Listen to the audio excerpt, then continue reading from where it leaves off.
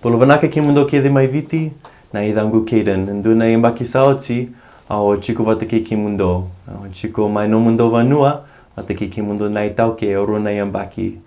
Ni o chico mai kea, ao polo mai runa koro, na matai suva. Ao ngai toki nanji, ao ngai toki tale suva, ao ngai toki nanji.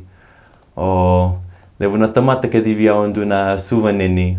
O iao tale taki suva valevu. Ni o laku i nanji, sa kata wada saranga mai kia. E nduna vanua vanaka saranga o nandi ko e. O via kainga na nungu wavi vanaka ve Kemudou kede. Ve Kemudou na kei Viti. O Kemudou sa vakavuli de via o nduna bula vo, nduna bula va marau. Ni o sotavi Kemudou anda o ndrendre chico, Kemudou sandau tukuna nduna ka lasa.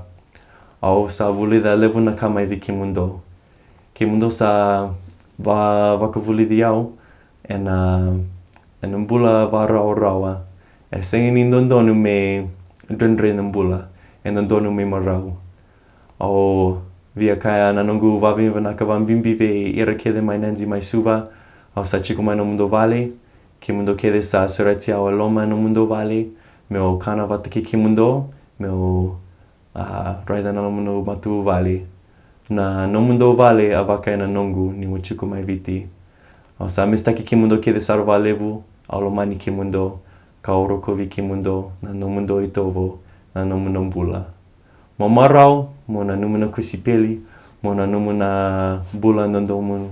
Menda bula taka menda lestale vata ke na kolo. Ki vua na kolo.